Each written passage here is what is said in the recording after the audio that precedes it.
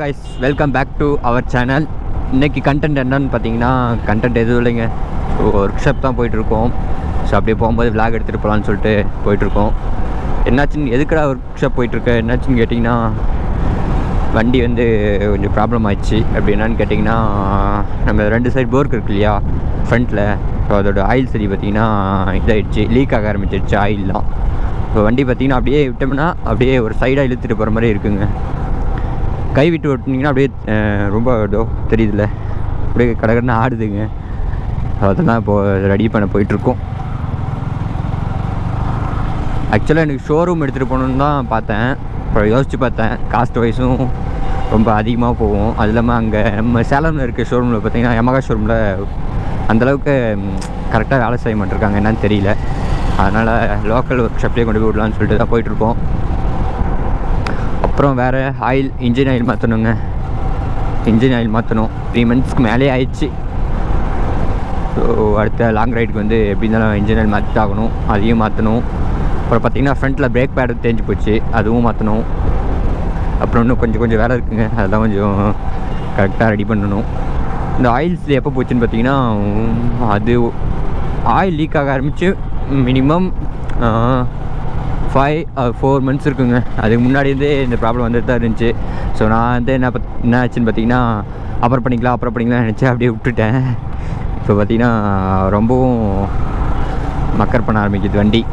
அன்றைக்கி என் ஃப்ரெண்டு ஓட்டி பார்த்தான். அப்போது வந்து என்னடா வண்டி இப்படி இருக்குது, சர்வீஸ் பண்ணணும் போல், ஒரு மாதிரி ஒரு சைடில் இழுத்துட்டு போகிற மாதிரி இருக்குது அப்படின்னு சொன்னான். ஸோ எதுக்கு ப்ராப்ளம் அப்படின்னு சொல்லிட்டு தான் மாற்றலாம்னு சொல்லிட்டு வண்டி எடுத்துகிட்டு கிளம்பிட்டுங்க. பிரேக் பேடு பார்த்திங்கன்னா ஃபுல்லாகவே தேஞ்சு போச்சு. அப்படியே சுத்தமாக பிரேக்கே பிடிக்க மாட்டேங்குதுங்க. இதோ பாருங்கள், பிரேக்கே நிற்க மாட்டேருக்கு ஃபுல்லாகவே. தாத்தா வரம்போ ஹேண்டில் பார் சேஞ்ச் பண்ணலான்னு ஒரு ஐடியாவில் இருக்கேன். என்ன பண்ணுறதுன்னு தெரியல. ஏன்னா ரொம்ப தூரம் அப்படியே குனிஞ்சிட்டு ஓட்ட முடியல. பார்த்திங்கன்னா ரொம்பவும் முதுகு வந்து பெயின் ஆக ஆரம்பிக்குது. ஸோ கண்டினியூஸாக 150 கிலோமீட்டர் கூட நம்மளால் போக முடியல. பிரேக் எடுத்து ஓட்ட வேண்டியதாக இருக்குது. அதனால தான் இதையும் சேஞ்ச் பண்ணிடலாம்னு சொல்லிட்டு ஒரு ஐடியாவில் இருக்கேன். பார்க்கலாம். அப்படியே நம்ம சேனலுக்கு யாராச்சும் புதுசாக வந்திருந்தீங்கன்னா மறக்காமல் நம்ம சேனலை சப்ஸ்கிரைப் பண்ணி வச்சுக்கோங்க. அதோட நம்ம இன்ஸ்டா அக்கௌண்ட்டையும் ஃபாலோ பண்ணிடுங்க. பாருங்க, தெரியுதா, ரொம்ப வேகமாக போனால் அப்படியே வண்டி அப்படியே ஷேக் ஆக ஆரம்பிக்குது. இதாங்க ப்ராப்ளமே. போயிட்டு ஒர்க் ஷாப்பில் கொண்டு போய் விடணும் ஃபஸ்ட்டு. இன்றைக்கி விட்டால் என்னைக்கு வண்டி டெலிவரி தருவாங்கன்னு தெரியல. இப்போ டைம் பார்த்திங்கன்னா 4:44 ஆகுதுங்க.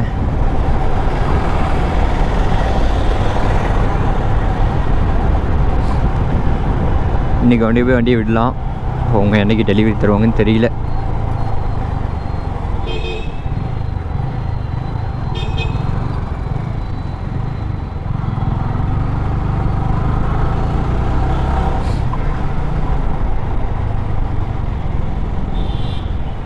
அவங்க வண்டி என்றைக்கு வேணால் டெலிவரி கொடுக்கட்டும், ஒன்றும் பிரச்சனை இல்லை. பட் வண்டியை பக்காவாக ரெடி பண்ணி கொடுத்துட்டாங்கன்னா போதும்.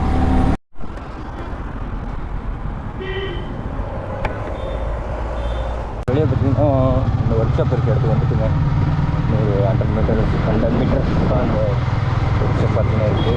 எந்த ஒர்க் ஷாப் வந்துட்டுன்னு பார்த்தீங்கன்னா சேலம் சூப்பர் பைக் சொல்லிட்டு ஒரு ஷாப் தான் வந்துருக்கும். இப்போ பார்த்தீங்கன்னா என்னன்னு தெரியல, ரைட் அண்ட் லெஃப்ட்டில் வந்து ஒரு வண்டி போயிட்டே இருக்குங்க. இது சவுண்டு வேறு ஃப்ரண்ட்லேருந்து வர ஆரம்பிச்சிச்சு. எனக்கு பயமாக இருக்குது.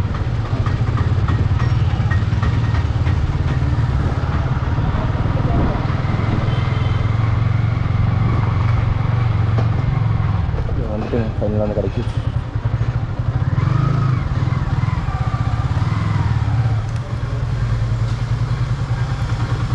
வண்டிக்கு வந்து என்னாச்சுன்னு பார்த்தீங்கன்னா, ஃப்ரண்ட் டயர் இருக்கு இல்லையா, அதுக்கு மேலே இருக்கிற ஆக்சில் வந்து கட்டாகி போச்சுங்க.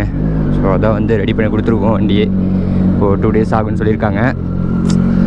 அந்த வண்டியை பிரித்து போட்டப்போ அந்த வீடியோ ஆட் பண்ணுறேன், அதுக்கப்புறம் பாருங்கள்.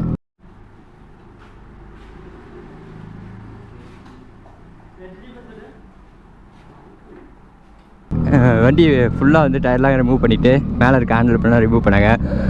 அதை பார்த்தோன்னே மனசே சரியில்லைங்க. ஸோ பார்த்தீங்கன்னா ரொம்ப கஷ்டமாகிடுச்சு. வண்டியை கொண்டுட்டு வந்து ஒர்க் ஷாப்பில் விட்றீங்க. அங்கே இருக்க அண்ணா வந்து என்ன சொல்கிறான்னு பார்த்தீங்கன்னா, தம்பி இன்னத்துக்கு நீ கீழே விழுந்துருக்கணுமே, எப்படி வந்துன்னு கேட்டாங்க. ஒரு நிமிஷம் உசிரியே இல்லைங்க. என்னென்ன அப்படி சொல்கிறீங்கன்னு கேட்டதுக்கு, ஆமாம், இப்படிலாம் வண்டி ஓட்டக்கூடாது, அது வந்து கவனிச்சிட்டே இருக்கணும். அதாவது மெயின்டெனன்ஸ் கரெக்டாக பண்ணணும் தம்பி. இப்படிலாம் விட்டுங்க பாருங்க, ரொம்ப டேமேஜ் ஆகிடுச்சு. ஸோ இதெல்லாம் மாற்றி தான் ஆகணும் அப்படின்னு சொல்லிட்டாருங்க. அது சரி, இப்போ நீ எந்த வண்டியில் போயிட்டுருக்கீங்க நீங்கள் கேட்கலாம். இது பார்த்தீங்கன்னா பெனிலி 300ங்க. ஸோ இப்போ தான் எக்ஸாஸ்ட் மாட்டிட்டு வந்தோம். சும்மா வேறு லெவலில் இருக்குது சவுண்டு கேட்டிங்கன்னா. ஐயோ, போலீஸ் அங்கிள் வேறு இருக்கார், மாட்டணும் அவ்வளோதான். அப்படியே சவுண்டை கேளுங்களேன், எக்ஸாஸ்ட் நோட் எப்படி இருக்குன்னு. வா, வேற மாதிரி இருக்குங்க, கேட்குறதுக்கு இதமாக இருக்குது. வேற மாதிரிங்க. பட் மைலேஜ் பார்த்தீங்கன்னா ஒரு 25-20 தாங்க தரும். அதில் ஒரு எக்ஸாஸ்ட் சேஞ்ச் பண்ணியிருக்கோம். எவ்வளோ தரப்போகுதுன்னு தெரியல. நேற்று பார்த்தீங்கன்னா டேங்க் ஃபுல்லாக வச்சுருந்தோம், நானே ஓட்டி எல்லாம் காலி பண்ணிட்டேன். இது ஆக்சுவலாக பார்த்தீங்கன்னா என்னோடய ஃப்ரெண்டோட பைக் தாங்க, வேறு யாரும் இல்லை.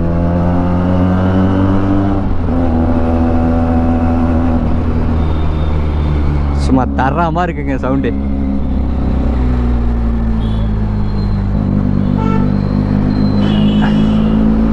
அவ்வளோதாங்க, இதோட வீடியோ எண்ட் பண்ணிக்கிறேன். மறக்காமல் நம்ம சேனல் சப்ஸ்கிரைப் பண்ணியிருக்கேன். அதோட நம்ம இன்ஸ்டாகிராம் அக்கௌண்ட்டையும் ஃபாலோ பண்ணிவிடுங்க. உங்கள் லவ் அண்ட் சப்போர்ட்டை எனக்கு கொடுங்க, அப்போ தான் நம்ம அடுத்த ரைட் பண்ணுறதுக்கு ஹெல்ப்ஃபுல்லாக இருக்கும். ஸோ காய்ஸ், டேக் கேர், பாய்.